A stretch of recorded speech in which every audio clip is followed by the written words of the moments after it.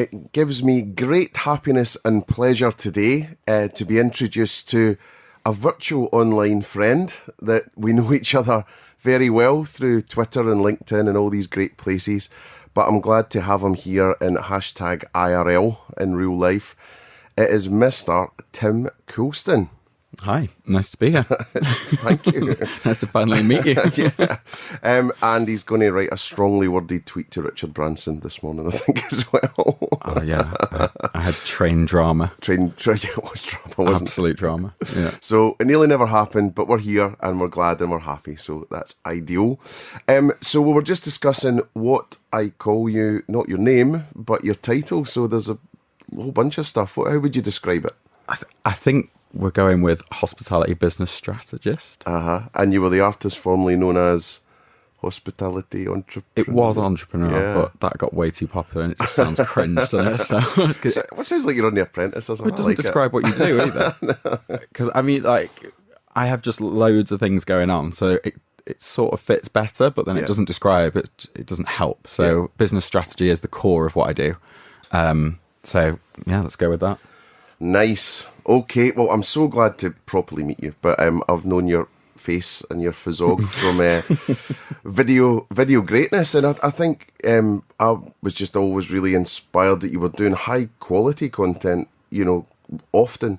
So today we're having a go at just videoing this a bit lo-fi, but I just thought we saw a tripod hanging about, so we thought we should just go for it. Yeah, no, I'm excited to see how that works out.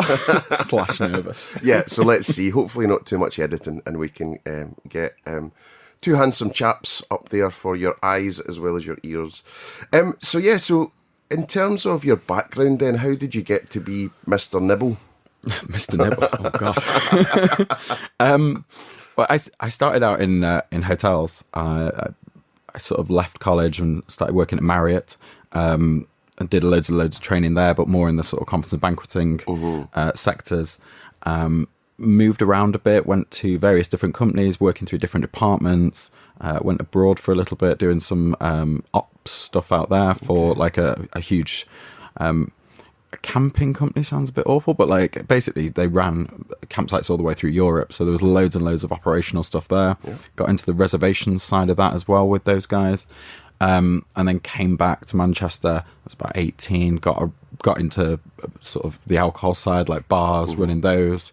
Built up through that. And then from there, pretty much went into hotel management because I covered all those bases. Like I covered all the departments and what have you. Yeah. So I started managing sort of like a small local hotel. Really got into the management sort of stuff. Really liked that. Sort of went into, I guess, the finance side of things there. That's roughly when you start seeing that. And then that takes us to about when the crash happened, I think. So I took a redundancy package from that hotel and decided to go back to uni. Well, I'd never been. I went to uni. Okay. Because I wasn't like super like academic at school. So uni was never on the cards, but I just had that opportunity and it was never planned. Yeah. Went to uni, went to Manchester Metropolitan University, studying hospitality management. And what age was this? So this is like 21 now. Okay, that's still it's like a couple of years late, but like not too bad. But it was good actually. I'm happy I did it that way because I had all the work experience, as opposed to going in trying to learn about hospitality from day one. Having maybe just bit of waiter or bar staff or whatever. I actually had quite a lot of experience there, so I was able to really, really apply it, and I think that helped me. So, like I say, having not been academic, that really helped support me through. I wasn't just trying to learn everything in the classroom. I think it's an interesting thing because I thought about it often. If I went back to do something now, be that annoying mature student sitting at the front, with their body warmer on or whatever. But I think, having had that practical experience, I'm not saying people don't take their degree seriously or whatever, but I think it might mean more to you. Like a lot more things would click because you've had that real life. Do you know what it did for me? Like, because I already knew that I wanted to be in it. So I was taking the degree more seriously, I think. Yeah. Whereas I think if you come out of school and you're just going with like what you're good with or, I don't know, maybe you wouldn't end up doing that. Yeah. I might have studied, I don't know, like English or geography and then gone into hospitality. So it kind of worked out well. I'd got the experience. I knew I wanted to do it. And then, got the degree in that. While I was doing that, though, that's when I got into the sort of Manchester restaurant and bar scene, working in the sort of busy restaurant scene there. And the company that I started working for happened to have a nightclub as well, like a really, really big, popular nightclub. So that was a lot of fun. Lots of sort of late nights. Just picking. It's just that picking up more experience there. Like, I'd never worked in a nightclub before. Obviously, the conference and banqueting stuff kind of has the parties and the late nights, but it's not as rowdy, should we say, as the nightclub scene. And then you've got the sort of bar and restaurant. They were running 2 of those, so doing some multi-site stuff there as well. So again, it's just really, really. It's always been super varied. Yeah. I think that's great though. Like you're almost picking it all off. To have that width of. Yeah, I didn't realise I was doing that at the time, but it is. I think it all feeds in, and that's how you get into the, like I said before about the management roles. You're able to do it because you have run through the departments. You don't have to be pro in every single one, but as long as you understand it. That's some good advice. Go out and get some varied experience before maybe choosing the one thing. Yeah, and then sort of on graduation, I was like, I'm going to go back into hotels because that's where I thought I wanted to be. That's where I'd always sort of come from. I found that coming out of the sort of busy restaurants and bars of city centre, going into the hotel bars, I was a bit like, this is a lot quieter, because it is more about servicing the guests and what have you. So I immediately sort of ducked back out of that and got back into the restaurants, bars sort of thing, and started operating a pub site up in Knutsford. So I ran a pub up there for a little bit. Not done pubs before, so I had to tick that off. Yeah, nice. And then opened my own restaurant in Manchester. Literally did like a full fit out from your own restaurant. Yeah, from like a site all the way through, fitted it out. I'd never done that before. I'd always done it with, like the pub, for example. The pub was already there. It just needed like a lick of paint and things like that. Whereas this restaurant literally wasn't. So it was literally from going out, financing it, planning it, full build, interiors, the planning department. I think it was a grade 2 listed building. It was a nightmare, but it's that learning curve of I'd never done it before, so I'm going to do it. Pretty much opened that restaurant on my own, and then ran that for about a year and a half. And then, as you know, in Manchester at the moment, well, throughout the country, everything's up and down, everything's opening, closing, what have you. And we decided to close that one. And that's when I got heavily into marketing, because you've got all these sites, like I say, opening, closing. And I was fascinated by why is that? Because most of them are great. We'd already been through that time of like operational excellence and making sure that all the service times were right and the food quality was good. So I was like, but it's not that. What is it? And that's when I made that shift into like, right, it's the marketing, it's the actual sales development. And that sort of leads us up to about 2-3 years ago when I decided to start Nibble. What was the inspiration for the name? What were you thinking about that? When I was planning, I'd been planning brand names for quite a while with with different operators and people that I've been working with and new openings. And this guy, he's excellent at creating brands. He was like, he just used to love the word, and he said like Nibble's such a good word, and we sort of overlooked it then. And then 3 years later, I was like, I'm going to call this Nibble because it is a funny word, and it's like really, really relevant to what I'm doing. And it's just that short, sweet kind of. It's done, isn't it? Like it's Nibble. Yeah. And was there any issues with other people having that name or using it being a general term? I'm just thinking back to, we did a podcast on IP and naming and all that. So when you did that sort of stuff, or didn't find anyone else with that sort of name, or? No, I mean, in terms of IP, we've got the IP on it for, all the classifications that we need for what we're doing. The difficulties like getting domains, and like when you're trying to do that side of things so that it's actually searchable, like that's where it becomes difficult. So that, like, I think at first I started, everything was Nibble a lot, because I thought that's even funnier. It just makes it weird. And now everything's pretty much Nibble Corporation. Yeah. Because we had to go a bit more serious and when we started getting more clients. So when you add something like that on the end, it makes it a bit easier to find. But in terms of getting that, it's difficult, isn't it? Because so much stuff has already been used. Yeah, it's tricky. And we're definitely going to be talking a lot more about digital and how to stand out. So then, so you started Nibble, and so what was the vision for that then? What were you thinking? Well, effectively, it was just it was to help get restaurants, like customers, get people through the door, and because I sort of latched on quite early that like it wasn't that operational stuff that was the problem. It really is attracting people in. Yeah. And it was all at that sort of time when digital marketing's just coming through. Yeah. People were still using social media to be friends with as opposed to actual sales conversion. So it was really kind of doubling down into that and being like, again, like you said, the digital side of things, and just being like, right, well, how do we actually use this to get people through the door? Other places like retail are doing it. People are buying online now. They're activating really, really well. So is that what restaurants need to do? And, of course, now we know, yes, it is. That's 100% what you need to do. Everyone needs to do this.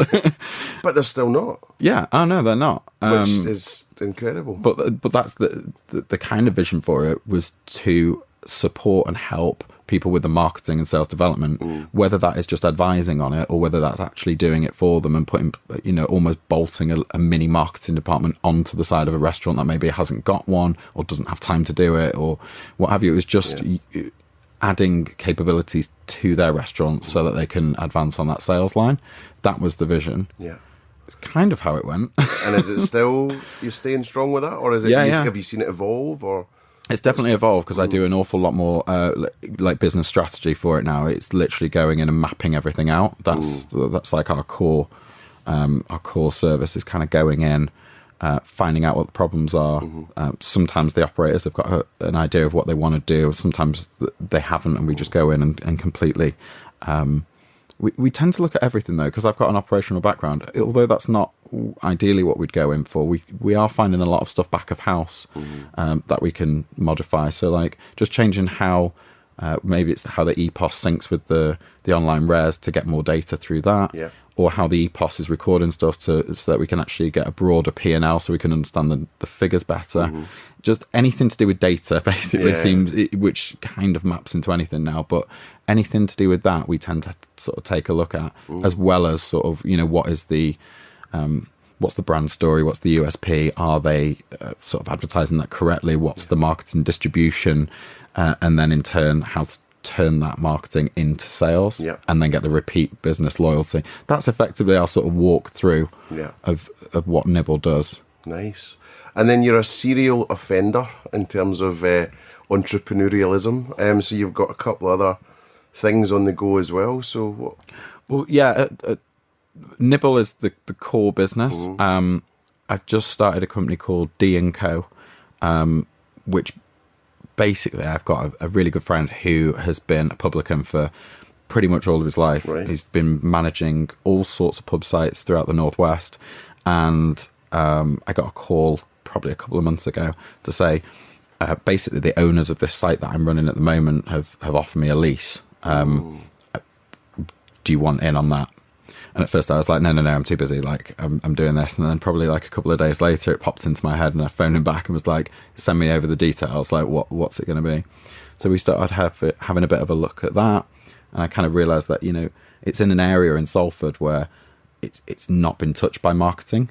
So aside from running a pub business with my friend, I can also apply all of Nibble's techniques to it, and I almost wanted to do it as a case study because they're really like, no one is doing any marketing in that area at all, but the chimney pot count is insane. So I was like, that would be an incredible case study for me to do and see where we can get what it's doing now and where we would take it.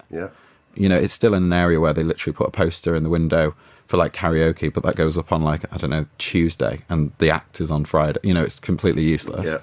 So I'm kind of a bit fascinated as to where that's going to go. So we're doing that, and as we've been going through legals on that first site, we've had a few of the larger pub companies sort of see what I'm doing and said, hey, do you want another couple of sites? Because there's quite a lot of those at the moment where, they haven't got operators in. So we're exploring opportunities there, and it might go from being one site into maybe 3. Okay. But we're going to go with one first. But bear with me on that. That's kind of in the pipeline. We're still just finalising legals on that first one. So you're the new Tim Martin? No. No, I think he's got like 950 sites or something. He started with 1, I think. All right. Yeah. It's all right. We'll work to it. I can't wait for this to happen so I can play this podcast back in like 20 years' time. What, 900? I knew that guy. If I get 3, you can play it back and be like, oh, you thought that. It's quite difficult though to do that. But I mean, in the pub game is a little. These are wet-led pubs as well, I should point out. Like, it's not full-service kitchens. And It's the right place to be at the moment, doesn't it? well, that's it. Like. I mean, I'm sure we're going to get onto like Deliveroo and Uber Eats and all that kind of stuff. But I was thinking I would much rather be running a wet-led site and sort of bolting on and using those services that are available to increase that kind of revenue on the side, rather than, you know, having the expenditure of putting kitchens, chefs, food, you know, all that kind of stuff onto that side. Feels like there's a real sort of mixed match at the moment where I think people are trying to figure out what to do and how to have that whole kind of ecosystem of eating out or delivery, or do you let people just get delivery and sit there, or, you know, have an open space? It's quite interesting about what's well, again, like, that's kind of why this is really exciting to use as a case study, because it's mine to do what I want with. And, you know, certain clients that I have with Nibble, if I suggested that, they might not be comfortable to, you know, to be like, oh no, we don't want to take our kitchens out and put someone else's in. But with this, I've kind of got free reign. Yeah. So it's kind of interesting. I think that's a great thought. And I remember I was at a food festival in Dublin a while back. Oh no, it's part of the Web Summit, the big Web Summit. Okay. It used to be in Dublin, now it's in Lisbon. And there was a food stage. I went over to that, and there was a couple of people, you know, really talented young agency were on the stage.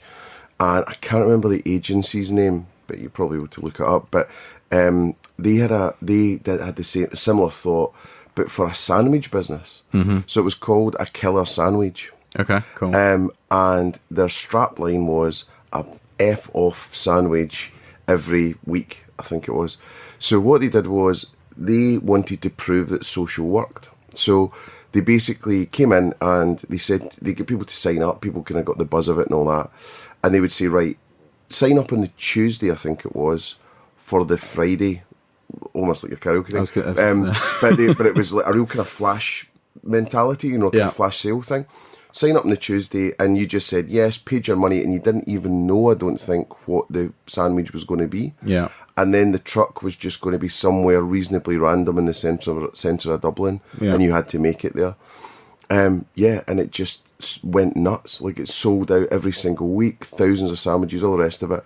But they just used that as a Trojan horse to say, we've done it, and we aren't chefs, and, you know, so if you are a proper thing, then, you know. And that sounds like a really cool concept, to be fair. Like, I want to do it now. I mean, it was all cute and sandwiches and all the rest of it, but they were like up all night, like making them in shifts, and it was just the two of them. Absolutely amazing story, you know. But I think to put your money where your mouth is, which I haven't, but by you doing that, I think that's amazing to go, I'm going to prove that I can make this work. I think it's using my skills. I mean, I hope it does work. I mean, if it doesn't, I've got a really cool pub with my mate. Yeah, of course. Worst case, because it's like a win-win. But the worst thing you can do is nothing.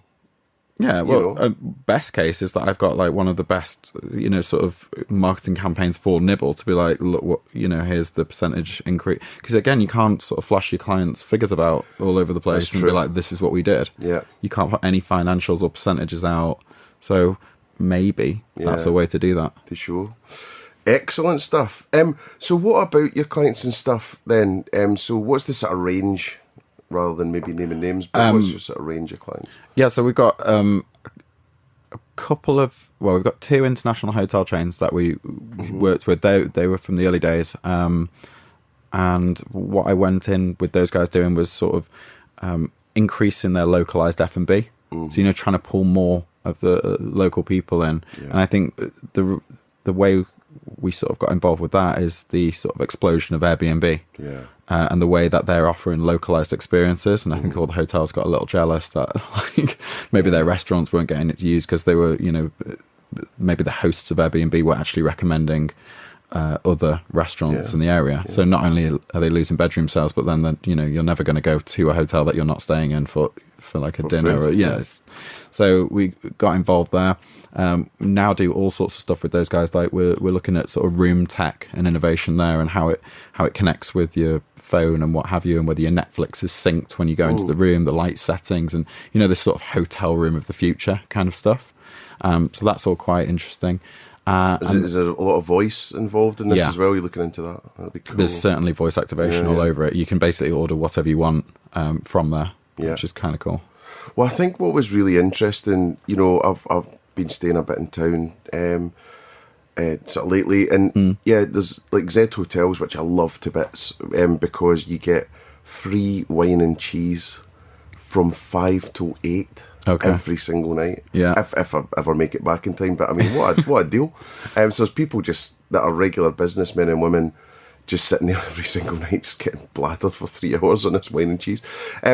But one of the things, they've got a sort of gadget on the phone, and disappointingly didn't work, which was you download an app to your phone, and you should be able to ping your phone to the telly.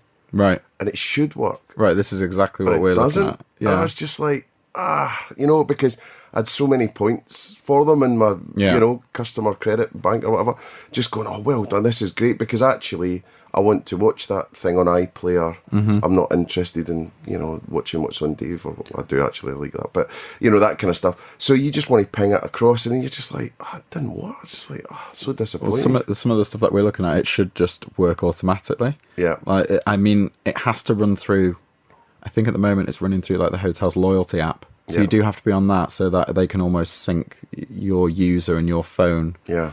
And then when you walk into that room, it then connects with like the room phone that acts as like the hub. Yeah. And then from there, it should sort of ping to all devices. So if you turn the TV on, it is actually your kind of stuff. It's such a weird one, because like I remember, speaking at a HOSPA, one of these things, I was on a panel with Stephen Manal, who is one that I need to get on this podcast. Actually, he's wonderful, sort of really spiky sort of gentleman with big views, and we were talking about, just taking a pair of scissors to every single landline that is in any hotel room. Like, why have you got that? It's just nuts. But then you don't have an ironing board. You're just like, geez, But I think I've always seen hotels try to keep up with trends, but it's just waste an awful lot of money over the years, So how many times you still go into a hotel where there's an old iPhone speaker, right? With a big, and then they'll have made that investment, so they don't want to get rid of it, but it looks out of place and makes them look old-fashioned, and it's usable. I guess that's tech's fault, though, right, for moving too quickly. Well, maybe, but I think the lesson is, don't invest in hardware. Like, I think I was in Barcelona the other day, and I stayed in a really nice hotel. Really lucky to have got there. But again, I think they had like a special phone for me to use to call. So it wasn't a landline, and it wasn't quite a phone. It was like something, and it was like, take this with you on your travel. And it's like, no, I've got a phone. I don't, And then another thing, just on phones, actually, I went to see Jack White the other night. This was really interesting. So Jack, White Stripes, right? Mobile phone free gig. So it said, by order of the artist, almost like Morrissey years ago, which was no meat is being served in it, so went in, and he said mobile phone, and I was like, oh. And it was just actually as the Gary Vaynerchuk episode of this was going out. So I felt like, I don't know, my phone was being taken prisoner or something. And I was texting Gabby going, I'm going to be silent for 2.5 hours now. Bye, kind of thing, last words to my wife, I'll see you later. But yeah, they put it in a cloth bag. It was called Yonder. And you put it in a cloth bag, and it got sealed. And then, so it was quite interesting. But you were away from your phone for 2.5 hours, which for a lot of people's quite a long time. I know you should be enjoying the gig, but you might want a photo. You want a photo with your mates, But it was. So I wondered if it was a good thing for restaurants. What, to ban them as well? Well, I was thinking about maybe more occasion-based ones where it's really a big thing, but then you want to take photos of the food. I was going to say, I hope none of my clients start doing that. Like, we really use that for marketing. Yeah. Like, it's such a good marketing tool for them as well. So it's a double-edged sword, I think, because, people will still be having a wee check, and couples will be checking their phones, and I think it's a good thing in loads of ways, but you just, I don't know. I know there's some that ban phones, but, I think it's more of like because that crops up in like the news every now and again, doesn't it? That somewhere has, and it almost seems like a bit of a gimmick. Yeah. And you get like a bit of like one-off marketing PR hit. Yeah.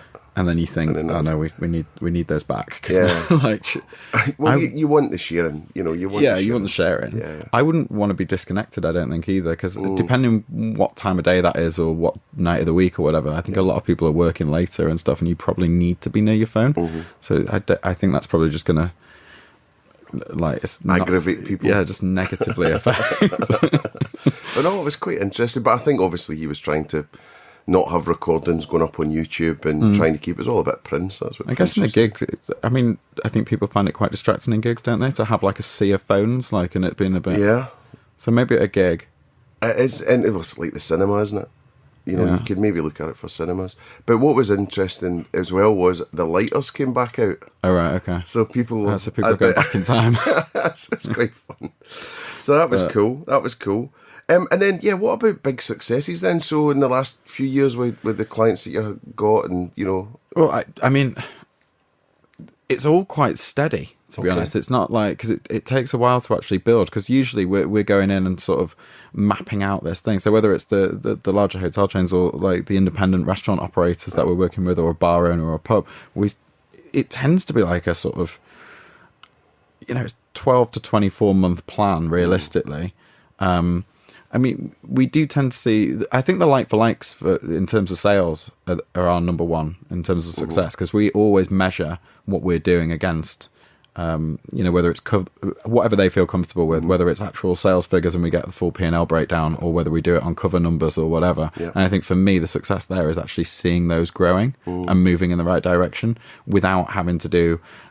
you know, not necessarily gimmicky stuff, but like this lazy marketing of discounting. We always try and get rid of that, and it's always it's always a bit of a fight and a battle to get back from that. For example, and you know, in Manchester in particular, where I predominantly work, there's an awful lot of it. Yeah. So it's always quite a struggle. So I think a big success is to really take someone from that when we went in to actually they're in profit through having, you know, not having to do any of that discounting or what have you, and seeing those bottom lines go up, you know, by a reasonably decent percent. It makes sense. I mean, I think it is a hard thing because, you know, there's so much discounting going on, and, you know, the people obviously like it in a lot of ways. What it does to your brand relationship and all that's a different matter, but, you know, it's hard to stay out of it. And then what do you do? And so it's quite interesting, you know, we were talking to someone the other day and they were sort of saying, you know, why don't these companies understand that, you know, you've got to put in, you know, investment in your brand for a year or 2 years and think about the softer things rather than, and it's like, there's a lot of these operators that don't know if they've got 6 weeks left. Yeah, well, I mean, you know, it's kind of like an evolution as well, isn't it? Because like the way people or operators would have to market was to find someone with like a list or a database, and usually to do that they would say like, right, well, you need to put an offer on, or, you know, an introductory offer, or make people keen to go because there's going to be, say, 100 restaurants on this platform. Do you want to stand out or not? And that's how they did it. But they always wanted like, oh well, we'll do a bit of a discount to introduce people to the brand, and then hopefully they'll come back. But and I think, you know, everything's changed since then, because obviously now, in my opinion, you don't need those lists and you don't need those databases, because you can create your own. And I'd much rather, and it's cheaper, invest into creating in-house, whether it's social followings or databases or what have you, and then revisiting those all the time rather than it being on a third party. Partly because you can target who you want as well. Like, you can literally custom make that list, and it's not just sort of throwing it against the wall of someone else's list. It's taken me back talking about lists. I don't think I've even considered it or used one, or such a long time. Well, the modern one on lists is, I guess, is the delivery dining, because that to me, you know, like the Deliveroo, Uber Eats, that kind of stuff, that's a list in a different way to me, because I think you need to be on that list, whether, you know, if you are doing that, whether you sell or not. Obviously you have to be able to sell, but I mean, like, you don't have to start discounting on that to be level with competition or what have you. But I think it's well worth being on that list, so when someone's scrolling through, they at home, they see your brand. Even if they order with someone else, I'd much rather them see it. So I think it's changed a lot as to where your placement should be. And I think third party stuff for me tends not to return, and it certainly doesn't translate into loyalty, because they'll go back to that third party's sort of platform and go for another offer. they're not necessarily going to come back to yours. Whereas I think if you're going in sort of more of a PR route on that, the more times you can get your restaurant brand seen for the right reasons, I think it's probably a bit more powerful. And so, yeah, let's talk a bit about that then. So, Deliveroo and all the rest of it. And I think people are just getting the basics wrong there as well, So it's the attention that you need to pay to what your Deliveroo listing looks like, or Just Eat or whatever. And it's like choosing the image, correctly, what's going to work, freshening it up all the time, thinking about your menu, thinking about the area that you're in. So if you're in Brighton, for example, put vegan and veggie first, and when that's coming up, what can you do? And yeah, I just think people are very against like a necessary evil, and I think they should be embraced. Yeah, it's an interesting one. I mean, on any of the platforms, really. I mean, all of the online, whether it is the delivery or your own ones or TripAdvisor or whatever, they always need to be up to date, but they all need to be different because they are for different things. Like the delivery stuff, you're targeting someone at home, and you're trying to get your food to them, whereas the other way around, it's actually you're trying to get them to come to you on the majority of platforms. So you definitely need variations, but equally on whether it's Facebook or LinkedIn, one's more community-led and one's more corporate-led. So, again, you need those different variations. That tends to be where people don't want to invest, I think, but then will definitely complain when Deliveroo and Uber Eats literally customer profile someone to whether they are vegan and then can market, are they at work ordering for one? Are they at home ordering for four? Yeah. Because of course they record all that, so they know exactly what your family likes to eat, they know what you like to eat at work, and they will market to you at those set times. I think it's that kind of, I guess it's the data and data gathering and harvesting and things like that are making those platforms hugely successful and leaving the restaurants slightly behind. Well, not slightly, it's a massive disadvantage to not know that and not be able to access that customer again in that sort of customizable way. And I'm so surprised not to see more pubs on Deliveroo. Or Just Eat, whatever. I'm just really for wet set for food. Yeah. Well, like we said before, I think bottle sales as well. Couldn't they? I think they started doing that in London, didn't they? I think Deliveroo purposely started targeting wet-led pubs to say if you've not got a kitchen, why not use us? Well, I'm thinking the other way around. The other way around. So if you're a pub with a kitchen, I'm so surprised to not see them go, here's a roast dinner, or here's this and that. I know there's issues with travelisation, if that's a word, of the stuff, and but you know what, you're just going to have to do some work to figure out, a reduced menu, a burger will travel, or a this and that, and then you're going to have to get into some packaging and all. But I'm just really shocked that we always use that. Groups have used it. That's quite interesting to me as well, because like if we ever go into to like potential clients and what have you, and sort of pitch the delivery element to increase, because I think it's interesting to, as a new revenue stream, if you've not got it, why not try it? And everyone's always so scared about the travelling, travelability. What did you call it? You made a word up. That'll do. Yeah, and packaging and things like that. But we use that as almost like a mini marketing thing in its own, because we're super honest about it, and we try and encourage people to say, look, we're going to trial this. Yeah. Or there might be a card in the food when you get it to say, look, if this was, give us some feedback, and we'll set up like a sort of email address specifically for that, so that people aren't just phoning the restaurants and stuff. But if you could give us some feedback on this, we are just trialing it. It'd be really, really great to know. We're thinking of rolling it out if it works. What do you reckon? And immediately you've almost got like that focus group, and you've got consumer engagement. They like it because you care. Rather than it just being terrible, and then you're not saying anything, just going, deal with that. Well, I think it's it's your opportunity to build your brand. So it always makes me think of Firebox, the gadget brand, where you get like Donald Trump wobbly head things and unicorn tears gin and whatever. But years ago, when I was at lastminute.com, they were so clever because we used them as a supplier. Yeah, and people then thought they were buying from lastminute.com or whatever, and this was a supply thing. But when it got sent to the, maybe the contracts weren't as tight as should have been, whatever. But when the stuff got sent, it was all Firebox branded. You then got the magazine that you used to get, which was a good read of all the gadgets and the fun stuff, and poo and pencil sharpeners or whatever it was, all this kind of stuff.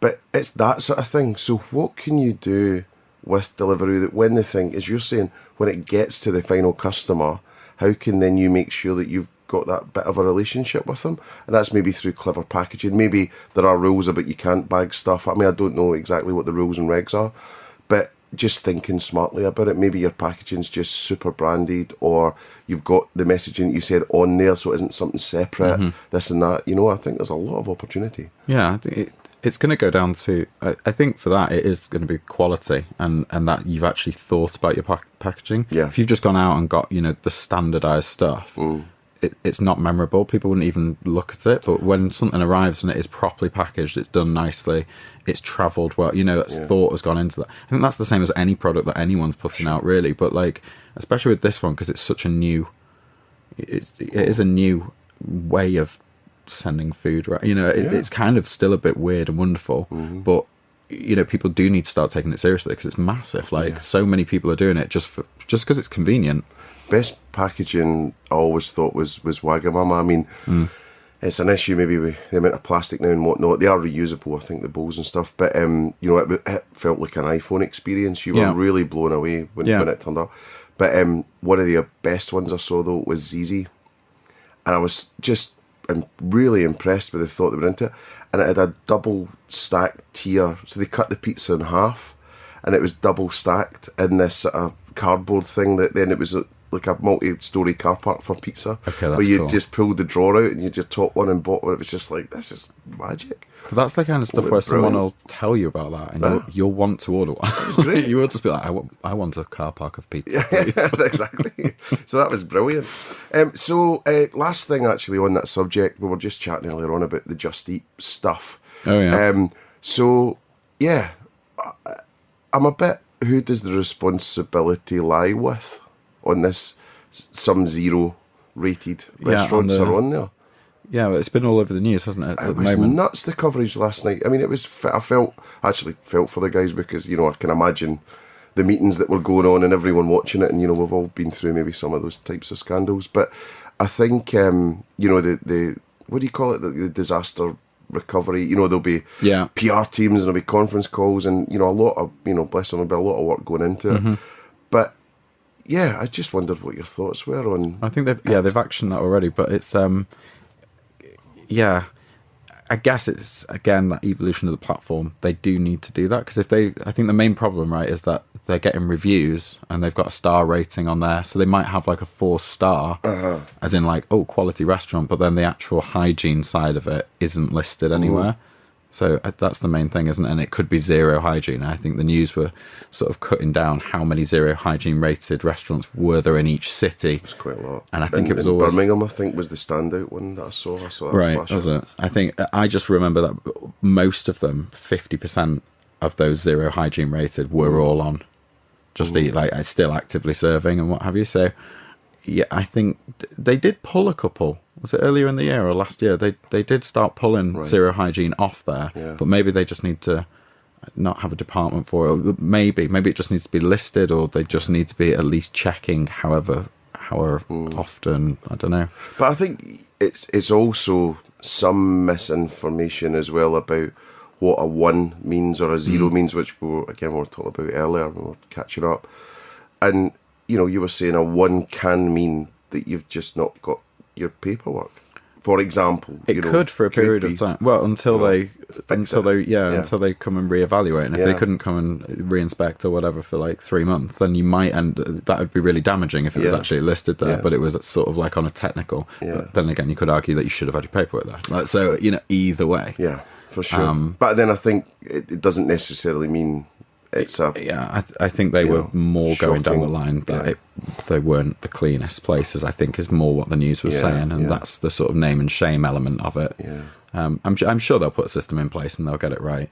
Oh, yeah. I think it's just give people the information and it's then their choice, isn't it? So, but no, there's a Facebook group where I'm in Brighton, and it just sends out the ratings of local restaurants. It's quite interesting, so it flashes up. And when it is usually a 1 or a 0, 2 sometimes, the community gets like, I'm never going there again. Oh my goodness. There's all that freedom of information now, isn't it? Because that is really, really available. Yeah. Anyone can log on at any point and check it. So, So get it right. No excuses. So what about digital? I know you're massively passionate and educated and expert and up on digital stuff. So what's your view about the market right now? Where are we at? What, as a whole, or just in terms of what places should be doing? Well, or? I think in, the hospitality scene, where are we as a industry? I still think it's quite behind. Like, probably more than quite. Like, because you picked up on a tweet that I sent the other day that was saying, like, now that Facebook shows you who's running ads, I've been fascinated by that. I've been running through all the restaurants in Manchester, just literally looking if they're running ads.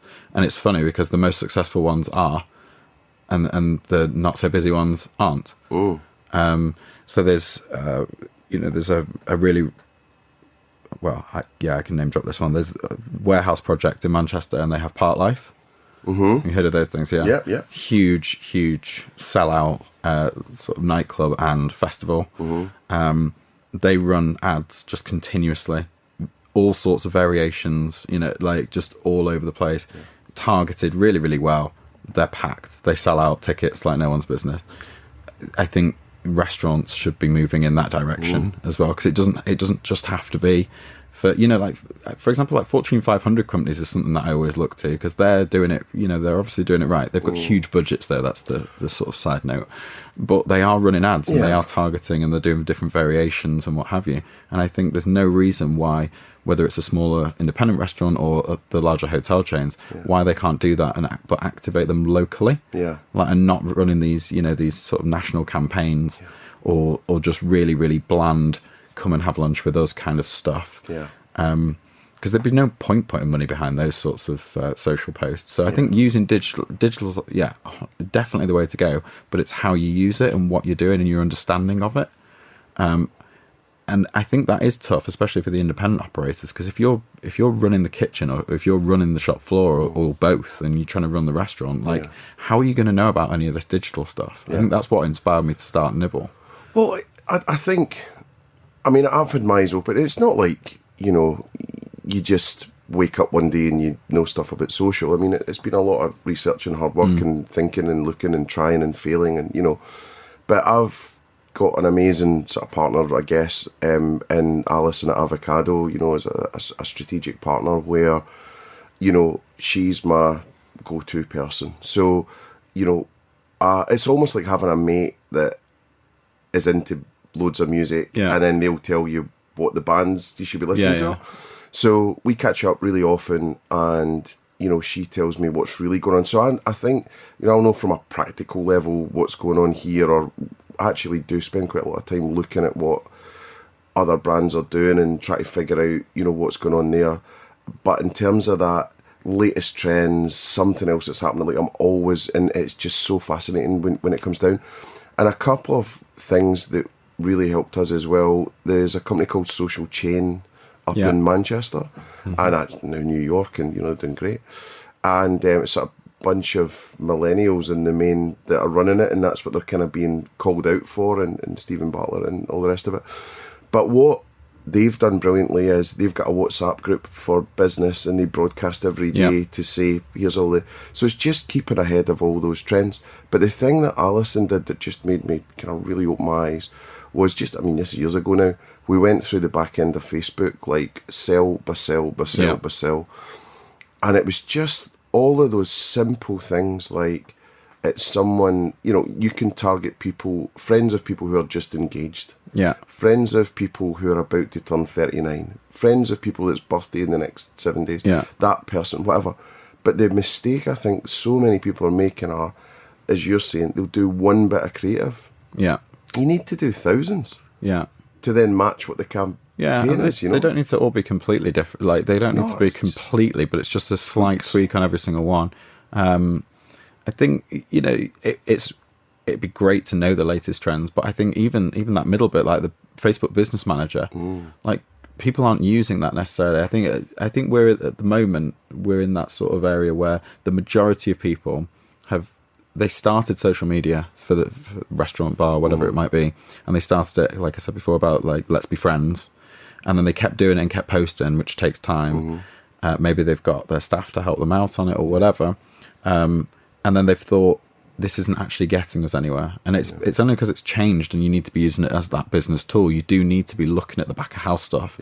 Because once you start looking at that, it's like, oh, that's how I can convert this. Because then that ad can be targeted to people who, I don't know, really, really like Barolo, or like this guy likes tuna. This guy's like, I mean, they're really niche, but Barolo and tuna, it's not the best choices.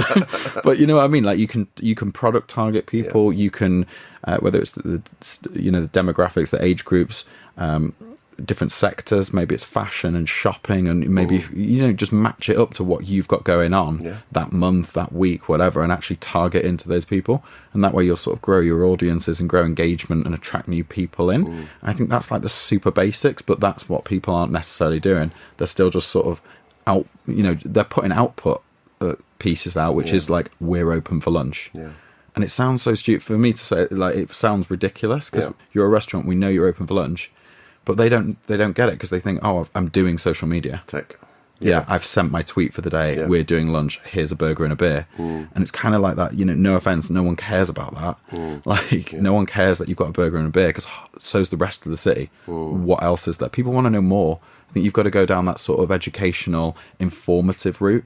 Same when whether it's your, across everything. So your social post needs to match what's going on in store, and then your email and loyalty needs to match that. Like, all of it needs to interlink. But it is nowadays, it needs to be informative, not just that we're a restaurant. Like, please come and see us. So I'm kind of wondering how we're going to change that. Start using social. No, but how are we going to... What, together, me and you? Change the world. But, I just would like this kind of light bulb moment where people... I don't mean get it, because they'll get it. I mean, it's not that hard. It's just... Or they believe in it, but other people don't, who are signing off the budgets. Or how could we be a digital forward industry? I think it's just going to be that thing of whether you see value in it. Because like I say, there are super successful brands out there, like warehouse projects and stuff like that, and they just realise that works. And then once it does work, they've doubled down on it and got more in depth in it, presumably, and started running different things. But I think it's just whether you see a value in it. Well, I think, thinking back to the Gary Vaynerchuk episode, he was saying that he's got no energy to convince people about digital marketing. I ran out of that as well, though, because some meetings you go in and they're like, no, social doesn't work for me, and it's sort of like, but it will. It's because you're doing it wrong.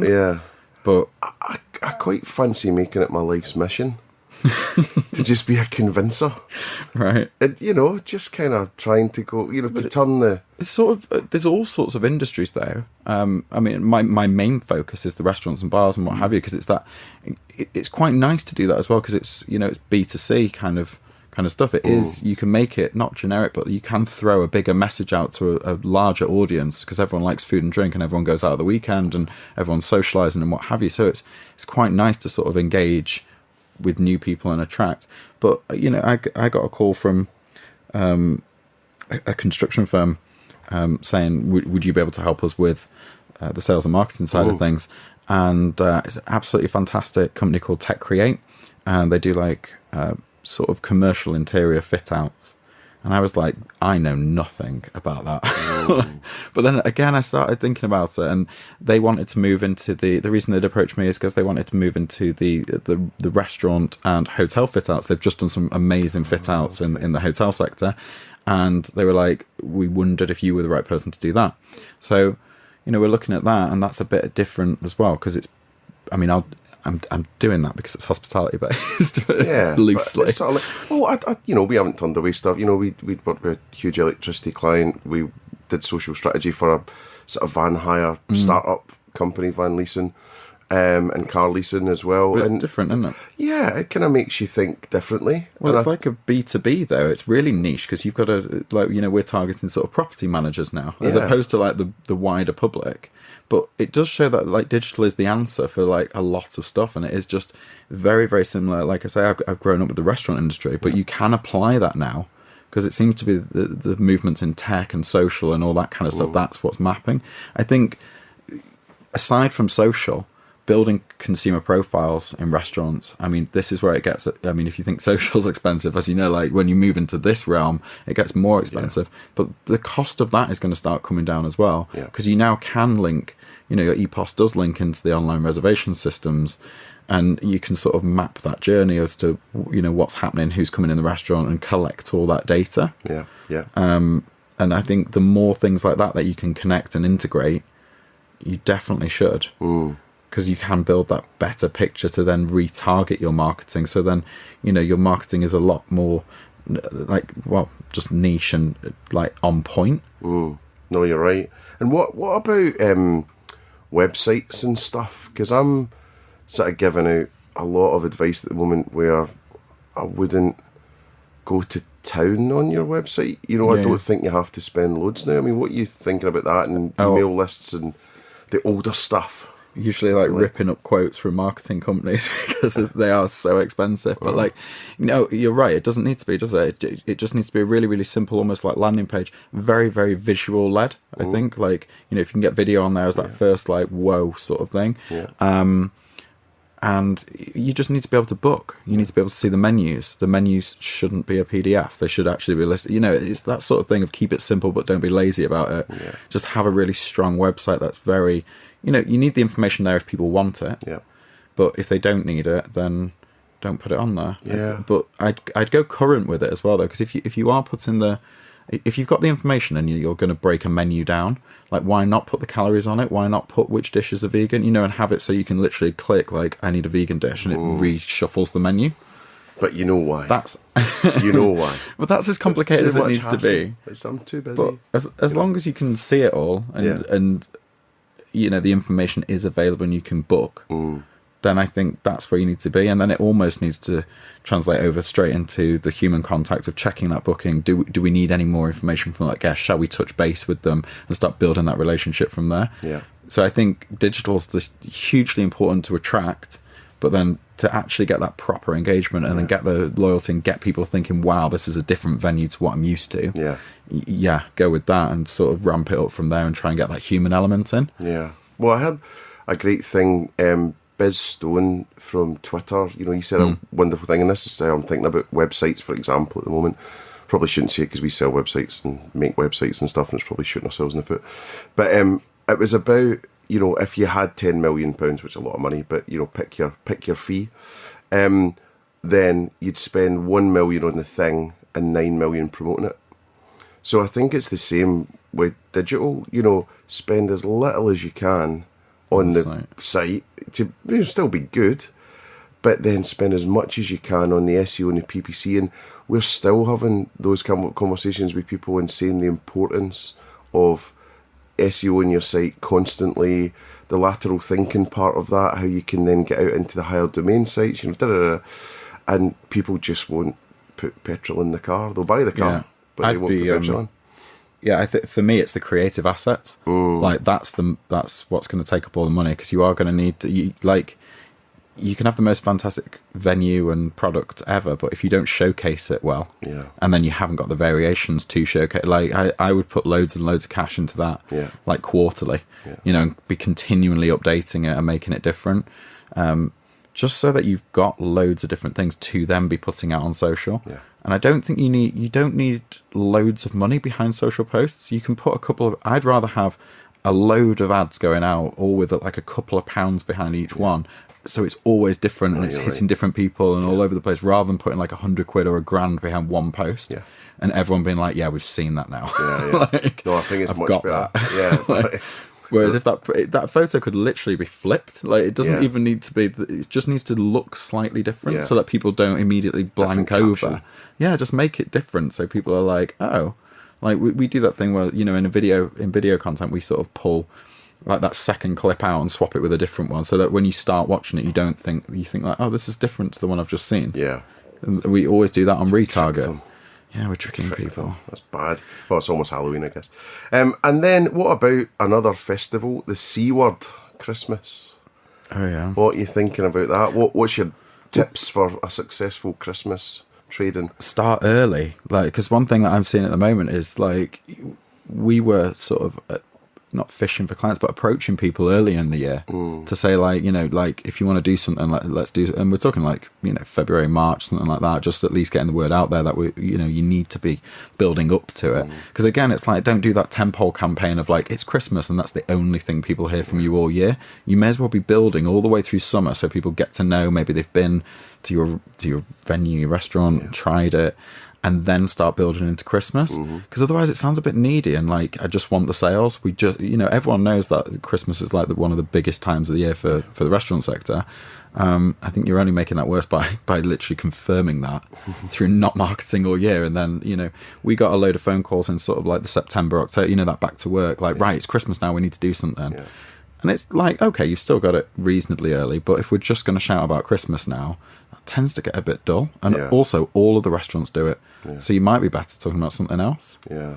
Not completely killing off your Christmas, though. Yeah. But or just something kind of maybe lateral towards that. Or, you know, maybe, as you say, kind of going up to maybe there's three reasons for them to interact with you before you go for the Christmas sale. I did see the best A-board, though, about Christmas, which are big plots. It was Geronimo Inns. Is it Geronimo Inns, isn't it? Was it the Phoenix, which used to be the old lastminute.com pub? That's where we always used to go and get drunk. And it was the other week, and it said, "Let's talk turkey." Okay. And I was like, yes, that's brilliant. Because usually it's, you know, something, you know, a bit more cliched. Oh, just like that just book made your party.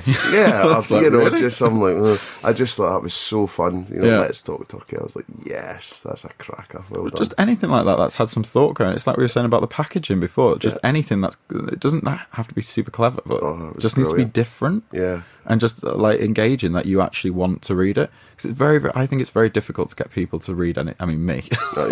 I will be flying through social media. I won't necessarily be looking at something. It has to stand out. And I don't think I'm the only person. I think that's all consumers now. They're literally just flying through anything. Scroll. You're getting so much stuff, aren't you? You're getting loads of emails. You're getting loads of social. There's so much billboard activate. You know, there's. Well, how many inboxes have you got now? You know, you've got 3 companies and personal stuff, and I have about 7 inboxes. I think I'm quite good at keeping on top of those. And WhatsApp and Slack and you know, so there's a lot going on. Yeah, you can be. So you've got to make it different, haven't you? And actually just have it engaging. But I think, you know, Christmas is a good time. It's a good time to get everyone together, and if you can try, I mean, obviously people know about bounce back, you know, because that's the next problem, isn't it? On that table, everyone knows there's going to be a bounce back. People know what you're doing now, so you kind of need to make that difficult. See you in January. Yeah, please. Like, new year. It just sounds the industry's just been doing the same thing for too long, and there's very few innovators out there. There's some incredible. It sounds like I'm being all doom and gloom. There's some incredible operators out there, but you know, how many restaurants are there in the country? Loads. How many in Manchester? How many in London? How many of those are doing the same thing? How many are doing different things? Too many. You could count on one hand, 2 hands of the actual ones that are winning. Yeah, doing something really different. Yeah. And then, so what about your extracurricular activity? So you've got a couple of extra things going on. You've got Manchester Met Uni and Manchester Forever. It'd be good to hear what you're doing with those. Forever Manchester. I work with those guys. Well, I'm ambassador for those guys. That's a Manchester-based charity, and really, really cool people. And the best thing there is that they're not focused onto one specific cause. They're across the whole of Manchester, and they help people all over the city. You know, whether it's just community groups or whether it is health focused or poverty focused or homelessness or whatever it might be, but they spread themselves far and wide, and they're always fundraising. Great. So they've got an awful lot of ambassadors all over the city, all in different industries, and we're just trying to bring as many people into that to help them as possible. So with like the restaurants and hotels, it's whether they can maybe donate a space for them to host events, or whether they can donate, you know, the prizes and what have you, or just, you know, strengthen those connections so that everyone can work together and just get that name out there, so that you know, whether it's on the marketing materials and stuff, so more people are aware. It's a good name for a charity as well. Yeah, love it. Yeah, no, it's really, really cool. Yeah, because we're kind of talking to a couple of charity clients at the moment, and you know, the names aren't as current as they could be, perhaps. So I think that just feels like a really modern thought, which is really cool. Really cool. The people involved are all incredibly cool as well. And it's Forever Manchester. Yeah. Okay, I got that wrong.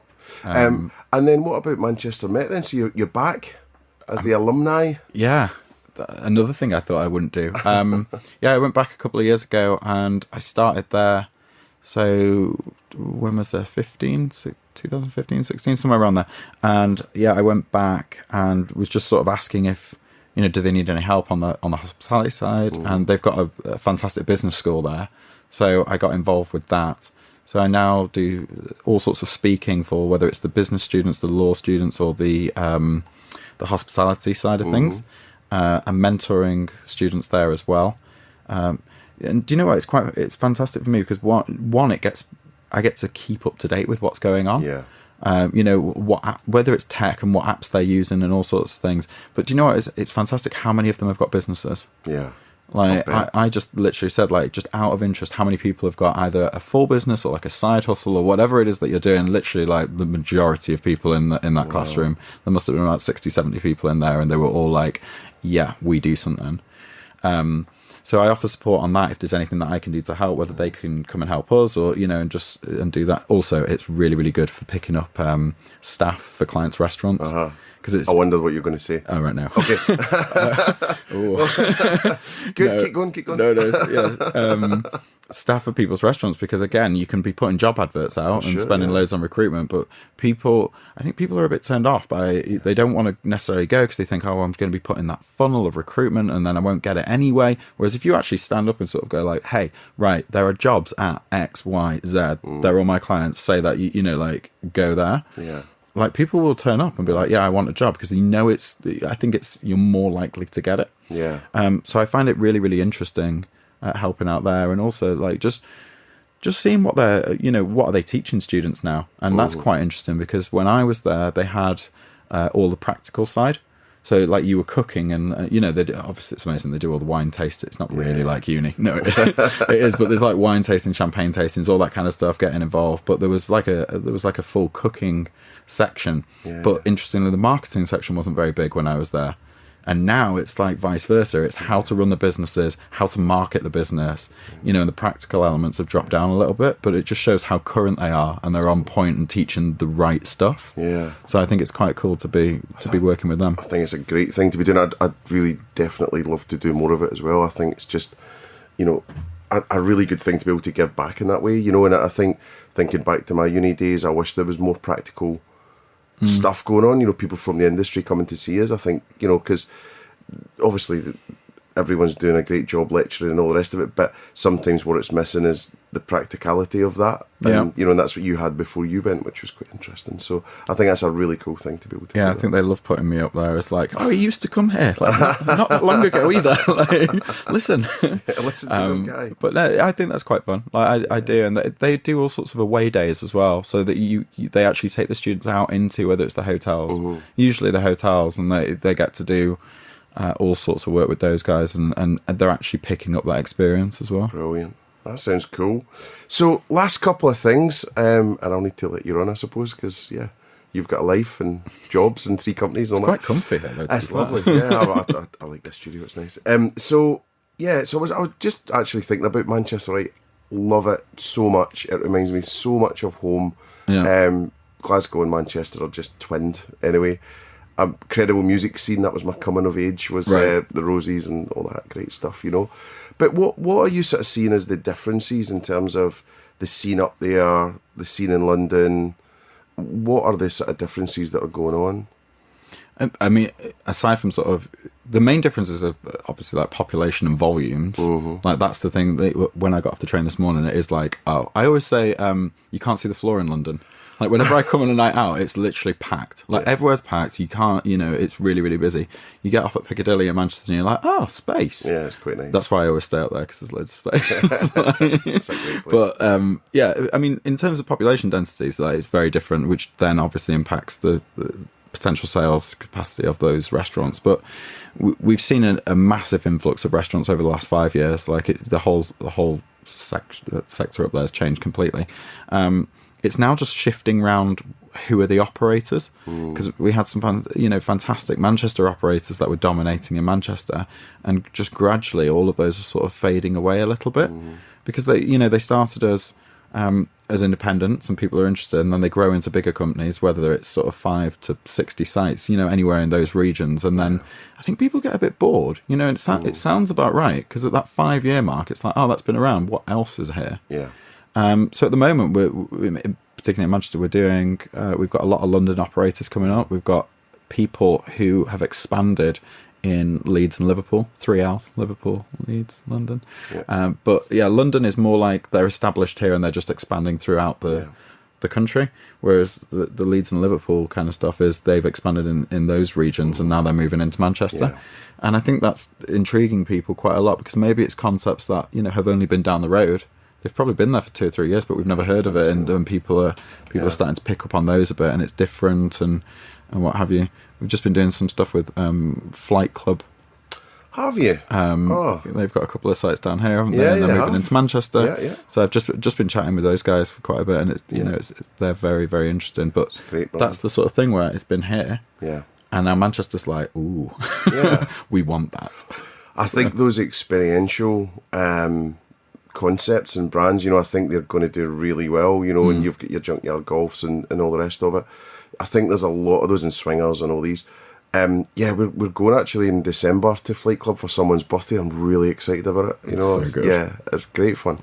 Best thing ever. But yeah, no, it's just that. It's all shifting about at the moment, because obviously you've seen there's been some really, really high profile closures recently. That was a bit of a shock for me, I think. I think for everyone, but then equally you've got some very high profile openings about to happen. So it's on the bright side. Just balancing. What's the high profile openings? What do you know? Well, like Dishoom, for example, those bigger companies, and obviously D&D open with 20 stories. Yeah. We're just getting those kind of operators, those sort of they're established, ready to go into Manchester, and I just think it's almost like a shift. Mm-hmm. So I think it's, I think the press always report that the bubble's bursting and what have you, and it sort of is true, but it is just moving around. It might even move, like the grab and go sector's big now. It wasn't then. Just people's lifestyles are changing. People were getting Boots meal deals. Then they started getting the £5 burgers, and now they're in this, this sort of healthy grab and go. There's quite a lot of that in Manchester.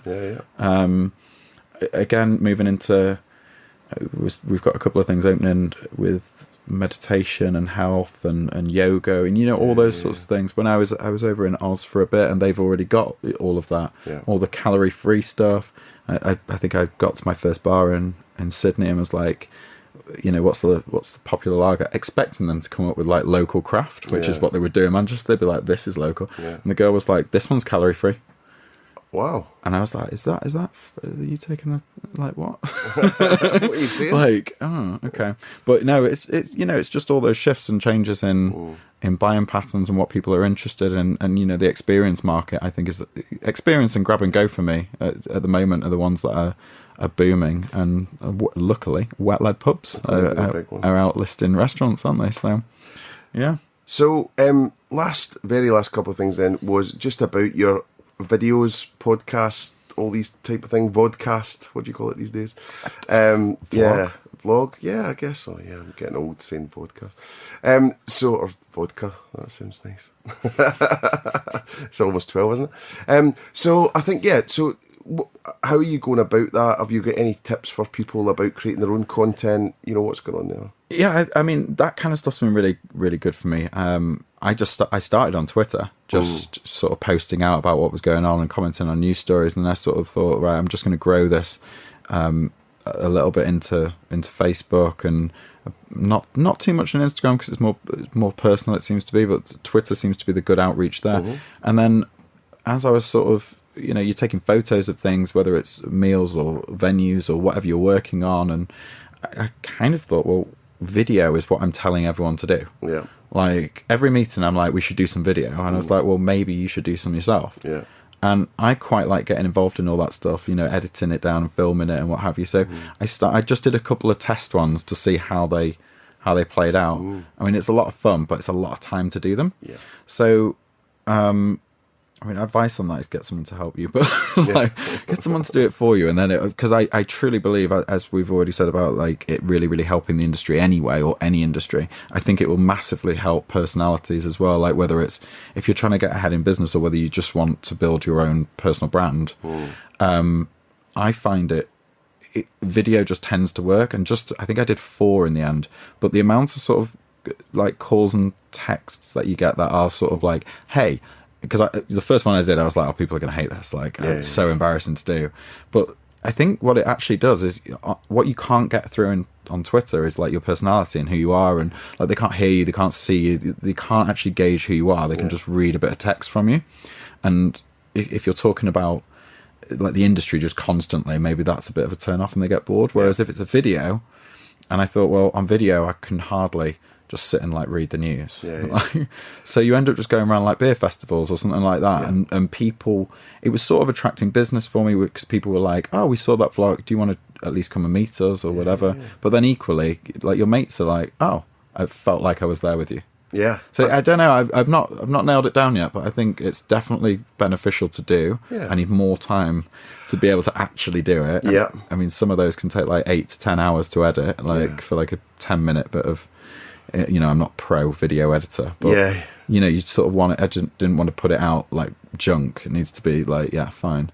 So I think it's hard. I mean, I think we're going for a much low-fi, no editing strategy. You know, just like we'll just put it up and it won't be that polished. But I think it's just going to become more and more and more and more. And I think, you know, filming your entire days and, you know, like the Daily V stuff or whatever, and showing what you do, and you know, I think that's a great way to get ahead for sure. Well, you mentioned Stephen Bartlett before. He did that and got, you know, he literally did the same as Gary Vee and got someone to follow him around with a video camera. Like, how can it not raise that profile? Because people are interested. They want to know more. I think that's why influencers, I mean, it's no time for that, but like, that's why influencers are popular, and that's why you can sort of promote product through them, because people are actually more interested in a personality and their recommendation than they are in, you know, that ad text that's like, buy this, please. Like, no one's interested in that. Whereas if someone you are interested in is using it or recommends it, or like, I don't know, you just get to know that person, and I think that's way more powerful in a sales way. But it does take a bit of confidence, leap of faith to put yourself out there. It took me about 6 months to actually like be like, you know, I got all the gear and was like, right, I'm going to do this, but then I kept coming. I was like, you know, you just come up with excuses. So you're like, oh no, I'm not going to do it this week because, and then there was just one week. What will they think of me? Yeah, and then I was quite surprised because I thought I was going to get a load of like, what are you doing? Flack. But I actually got more, oh, this is interesting. Like, keep doing it sort of stuff. I think it is. It's just putting that personality to it. Same as if you want to pull that into like a restaurant context. It's like when people do photo shoots. I'm always like, please don't take a photo of a load of amazing food around an empty table. You know, like when they do that, and it's like, because there's no atmosphere in that. Like, it's not going to engage. You need people in that photo laughing, you know, enjoying it, cheers, like eating the food, because people will be interested in that because it's adding to it. But also take a photo of someone taking the photo, say who the photographer is, let people in to know how you were styling it. You know, it's just keep talking. So much good stuff. Yeah, so that's why I don't have time to do it, because there's a lot on it. But I'm definitely going to get back into that. I'll probably get this pub sorted first, and then maybe as soon as I get that pub doing, that's something to make a video about. Okay, that's a promise. And then so the very last thing was just one tip for people listening about what they can do to improve their sales. It's 100% just focus on your strategy, only because that encompasses everything. But like, no, it's definitely focus on that strategy and focus on your brand story. And I think if you marry those things up and you work sort of almost backwards of like, who do you want to sell to? What is our story? You're going to avoid going down that sort of lazy marketing or discounting or anything like that. You're going to think, right, no, this is what we are. This is what we're true to. How do we build that up? But if you can build that through strategy, that seems to be like the buzzword at the moment. I always find that works, and that would be my number one piece of advice. Nice work. Okay, well, thank you so much for making the trip down. No, you're welcome. With the drama. And it was just so nice to meet you in real life again. So or for the first time. So yeah, so that was great. Really enjoyed it. So thanks so much, man. Pleasure.